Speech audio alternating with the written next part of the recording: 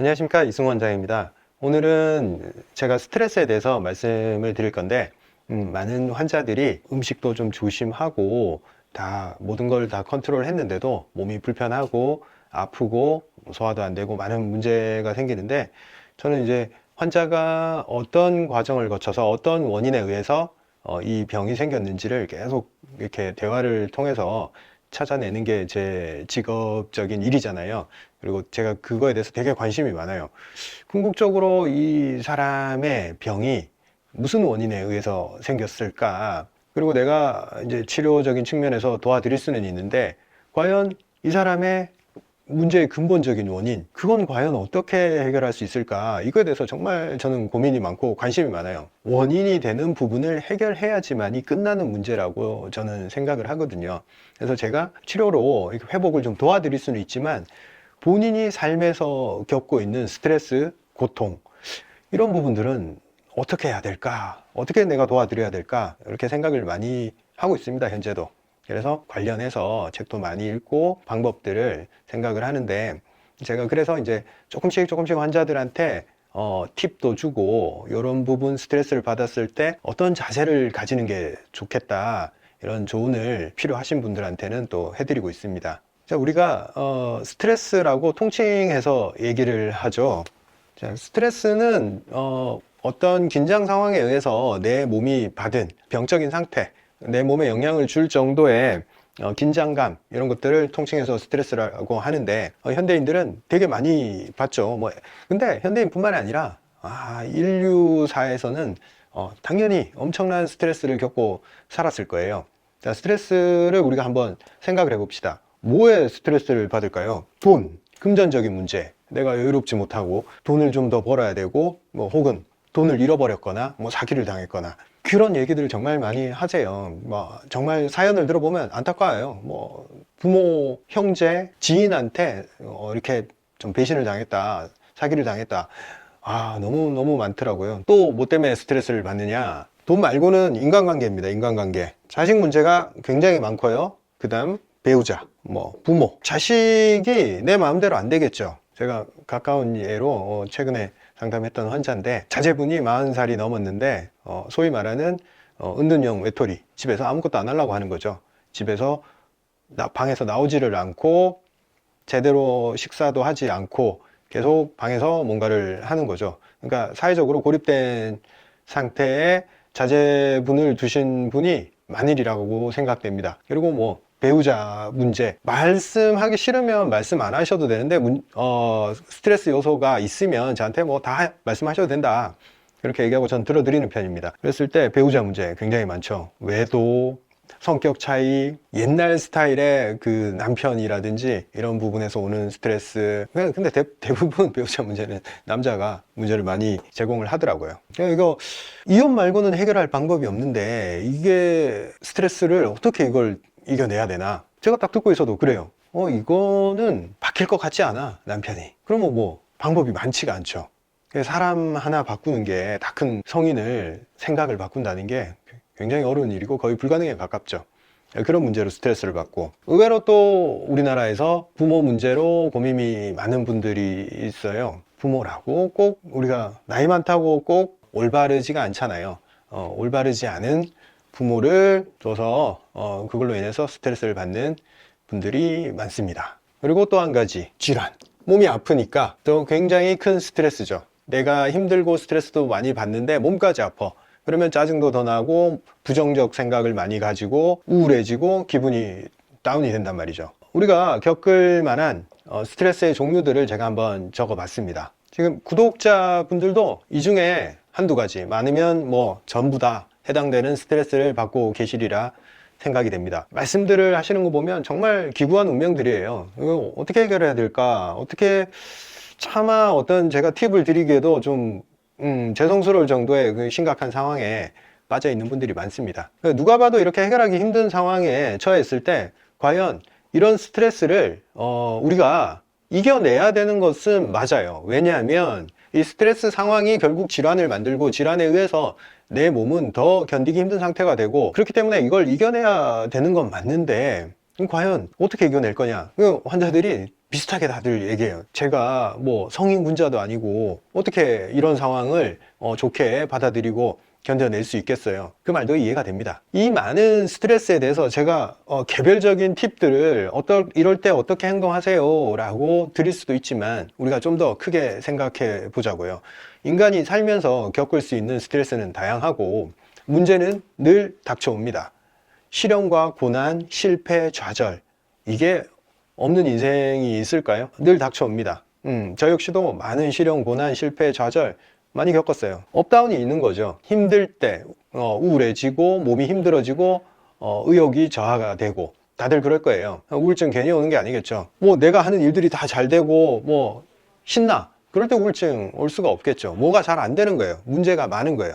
해결하기가 어려운 거예요. 그래서 자꾸 문제를 해결을 기피하면서 점점 우울해지는 거겠죠. 자, 이 문제 접근을 하면서 제가 한 가지 질문을 드려볼게요. 생명이 뭘까요? 우리는 생명체잖아요. 여기 있는 테이블이나 뭐 여기 칠판, 이거 생명체가 아니고 무생물이고, 나는 생명체고, 그리고 지구상에는 많은 생물들이 살고 있어요.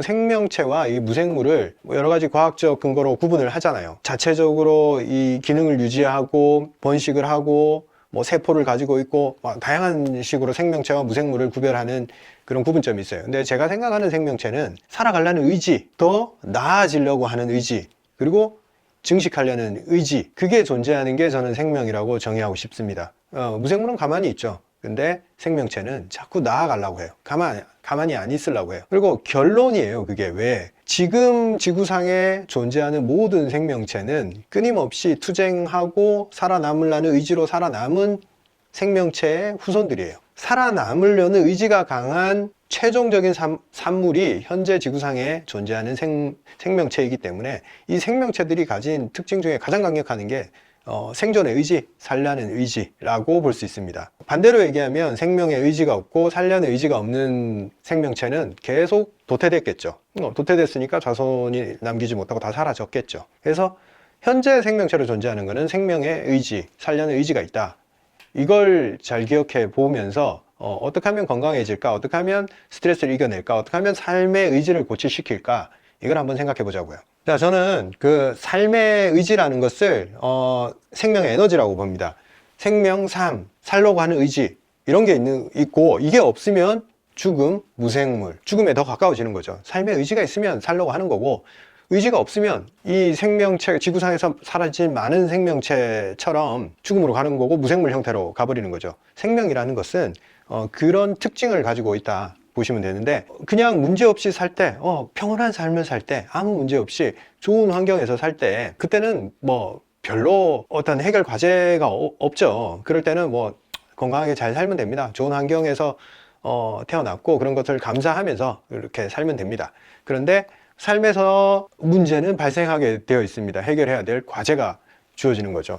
삶이 나한테 던지는 문제, 삶이 나한테 해결해라 하고 쥐어주는 과제, 이게 발생했을 때 어떻게 대처할 거냐? 내가 시험을 쳤는데 시험에 떨어져서 가고 싶은 대학교를 못 갔고, 내 자식이 남들처럼 뭐 서울대 다니고 그러면 좋겠는데, 내 자식은 방에서 게임만 하고, 내 남편이 남들 남편처럼 스윗하고 기념일 챙겨주고 예쁜 말만 하면 좋겠는데, 가만히만 있어줘도 좋겠는데 바람도 피우고 뭐 정말 사람 속을 다 긁어놓는 거죠. 내가 가만히 있는데 옆에서 사람들이 다가와서 뭐 내 돈을 뺏어가고 나를 속이고, 얼마나 많은 삶의 문제와 과제가 발생합니까? 이랬을 때, 문제와 과제가 발생했을 때, 이걸 신이시여 왜 나한테 이런 고난을 주십니까? 하면서 좌절하고 시련이라고 느끼고 우울해지고, 왜 나는 부모를 잘못 만나서 이런 어려움에 처하게 됐냐? 내 자식은 왜 이 모양이냐? 뭐 나는 운이 없어. 비관적인 생각, 굉장히 부정적인 생각에 사로잡혀서 이 문제를 나는 해결할 수 없어. 그래서 나는 남들보다 너무너무 큰 지금 고통을 당하고 있어. 그래서 나는 좌절할 자격이 있어. 내가 우울할 자격이 있어. 그런 마음 상태로 빠져듭니다. 그래서 점점점 아래쪽으로 내려가겠죠. 그러면 거기에 기다리는 거는 뭘까요? 죽음, 병, 우울, 굉장히 부정적인 생명의 에너지와 관계없는 거의 죽음에 가까운 그런 상태가 기다리고 있습니다. 몸이 아프고 죽음과 다를 바가 없는 그런 상태로 자꾸 떨어지게 되겠죠. 에너지가 없어지니까. 생명체는 살려고 하는 의지를 가지고 살아가는 건데 의지 자체가 꺾여버리면 결국에는 죽음과 가까워집니다. 반대로 너무너무 크나큰 문제가 닥쳤지만 이 상황을 삶에 주어진 문제, 해결해야 될 과제, 그리고 이걸 해결함으로 인해서 내가 한 단계 더 성숙해지고 성장해 나갈 수 있겠구나. 내가 사업에 실패했으면 그래, 이번에 이걸 배웠군. 다음에는 이렇게 한번 해봐야지. 그리고 문제점들에 대해서 한 번 더 생각을 해서 더 개선시킨다거나, 아주 안 좋은 사람을 만났어 살면서. 그러면 저런 사람은 피해야 되겠구나. 경험을 얻는 거죠. 경험을 얻는 거. 해결할 수 없는 문제라고 생각하지 않아요. 삶에 의지가 있고 삶을 해결하려고 하는 사람들은 세상에 해결할 수 없는 문제는 없다. 문제가 닥쳤을 때는 해결하는 재미로 살아가면 된다. 그리고 문제가 닥쳤을 때 오히려 반가워하는 측면이 있어요. 문제를 해결하면 나는 한 단계 올라가겠구나. 이렇게 정말 진정으로 긍정적으로 생각하는 사람들이 있어요. 그래서 절대 어떤 문제에 의해서 좌절하거나 꺾이지를 않고 발판 삼아 또 나아갑니다. 여러분들도 그런 경험이 있을 거예요. 아주 크나큰 시련이 닥쳤을 때, 고난이 닥쳤을 때 그걸 해결한 후에 얻어지는 나의 성장을 느껴보신 분들이 많으실 거라 생각이 됩니다. 제가 질병을 치료하는 의사 입장에서 고난을 견뎌라, 힘들지만 버텨라, 이 자세에서도 벗어나야 된다고 저는 생각합니다. 뭐냐? 반가워해라. 고난 자체를 긍정적으로 해석하자. 삶의 다음 단계로 나아갈 수 있는 디딤돌로 삼자. 그 정도로 생각을 저는 바꿔야 된다고 생각합니다. 그렇지 않으면 안 돼요. 질병을 이겨낼 수 없어요. 전 최종적으로 스트레스 받는 환자가 어떻게 스트레스를 이겨내고 질병의 상태에서 벗어날 수 있냐, 이게 관심 있는 거예요. 저는 완전히 긍정적인 상황으로 해석을 해야 됩니다. 문제 상황을. 그래서 이거는 문제가 생겼을 때 반가워하자. 내 삶에 지금 밀어놨던, 해결하지 못했던 문제가 이만큼 쌓여오다가 지금 터진 거예요. 그래서 됐다, 지금이라도 터져서 다행이다. 그러면 이제 늦었지만 지금 다 정리하고 해결하자. 이렇게 마음을 먹어야 됩니다. 또 미루려고 하면 더 큰 시련이 닥칩니다. 그래서 문제가 지금 터져 있을 때 나한테 주어진 시간이 왔구나 라고 생각하고 받아들이자. 받아들인 거 이상으로 반가워하자. 생각을 바꿔야 됩니다. 무조건 긍정만이 살 길입니다. 긍정하고 받아들이고 해결하지 못할 문제는 없다 라고 생각하면 거기서 생명이 생기고 삶이 생기고 에너지가 생기고 치유력이 생기고 활기가 생기고 삶의 환희가 느껴지고 높은 산을 정복했을 때 그 뿌듯함, 기분 좋음, 결정적으로 건강을 되찾게 됩니다. 그런 에너지가 있어야지만이 몸이 작동을 하고 몸의 문제점들을 해결하기 시작합니다. 그래서 스트레스에 대한 자세, 결국 스트레스를 누군가도 해결해 주지 못해요. 자세만이 중요합니다. 어떤 자세를 가질 거냐, 자세를 바꿔야지. 그 문제에 집착하지 마세요. 돈에도 집착하지 말고 내 자식에도 집착하지 말고 내 남편에도 집착하지 말고 문제를 해결하는 그 자세에 집중해야 돼요. 긍정적으로 해결하자. 그리고 긍정적으로 받아들이자. 그리고 더 좋은 내일이 있을 거야 라고 생각하고 대처해야 된다는 거죠. 제가 많이 치료하고 있는 장상피 화생이라는 질환에 대해서 예를 들자면 이렇게 진단받은 분들은 상당히 불안해하고 난감해합니다. 그리고 심지어는 좌절하기도 하고 우울해지기도 하고 불안, 걱정, 초조해지기도 합니다. 이게 암이 될 수도 있다라는 그런 상황인데 이런 상황을 어떻게 긍정적으로 해석할 수 있겠냐 이렇게 생각하시잖아요. 내가 이런 진단을 받고 이런 위가 이런 상태에 있다라는 것을 한번 생각을 해봅시다. 나의 삶, 내가 살아온 방향이 나는 옳다고 생각하고 나는 큰 문제가 없다고 생각했지만 되돌아볼 계기가 되는 거죠. 문제가 있었던 습관이든 문제가 있었던 행동이든 문제가 있었던 사고방식이든 그런 게 존재하기 때문에 결국 조금 더 내 몸 상태가 죽음에 가까워졌다, 병적인 상태가 되었다, 이렇게 생각을 하셔야 됩니다. 누구의 탓도 아니고 내가 살아온 방식의 문제다. 그렇기 때문에 내 삶에 나쁜 요소들을 파악을 하고 그걸 다 밀어내야 됩니다. 식습관 중에서 위를 자극하고 문제가 있는 것들을 다 밀어내고, 그리고 정신적으로 나를 괴롭히고 있는 요소들을 차근차근 줄여 나가야 됩니다. 그래서 이게 심각한 질환이라 할지언정 긍정적인 자세로 생명의 에너지를 키우고 해결할 수 있다라고 생각하면서 습관을 바꾸고 행동을 바꾸고 마음가짐을 바꾸고 태도를 바꿔야 됩니다. 그리고 긍정적인 의지를 키워나가서 우울해지지 않게 삶의 에너지를 끌어올려야 되고, 그렇게 하는 수밖에 없습니다. 원래 다른 방법이 없어요. 모든 질환에 대해서는 내 삶의 에너지를 올려야지 해결이 되는 거지, 겁을 먹고 불안해하고 초조해하고 좌절하고 우울해하는 사람은 절대 문제가 해결되지 않고, 현재 받고 있는 스트레스를 계속 유지해 나가면 문제 해결이 쉽지가 않습니다. 발생하고 있는 문제와 과제에 대해서 뒤로 미루지 말고 이걸 받아들이고 어떻게 해결할까, 남을 탓하지 말고 해결할 수 있는 사람은 나밖에 없다 이렇게 생각하고 빨리 매를 맞고 해결을 해야 됩니다. 우리가 삶에서 닥치는 고난 중에 가장 큰 문제점이 몸이 아픈 상황, 몸이 점점 문제가 생기는 그런 상황이라고 생각을 합니다. 질병이 걸렸을 때 우리가 할 수 있는 마음가짐은 삶의 의지를 높이는 게 질병 해결에 가장 큰 도움이 됩니다. 살고자 하는 의지가 존재해야지 삶의 에너지가 나오고 생명에 더 가까워지지, 그 의지를 낮춰버리면 절대 몸은 활성화되지가 않고 다 다운돼 버립니다. 기능이 살아 올라오지가 않아요. 제가 너무너무 많이 봅니다. 그런 경우를. 환자랑 상담을 길게 하고 삶에 대해서 얘기를 나누는 걸 좋아하는 이유가 그것 때문에 그래요. 조금 더 다른 각도에서 좀 보고 조금 더 긍정적으로 해석을 하는 습관을 들이고 내 말투에서부터 좀 부정적인 말들을 좀 치워버려야 됩니다. 잠깐 제 얘기를 하자면, 제 아들이 초등학교 4학년이 되는데 초등학교 3학년이 됐을 때 저한테 이런 얘기를 하더라고요. 아빠, 수학이 너무 싫어. 이게 고통이야. 너무너무 지옥 같아. 이런 말들을 하더라고요. 초등학교 3학년이 지옥이라는 단어 깜짝 놀랐어요. 그래서 이 상황을 어떻게 해결해야 되지?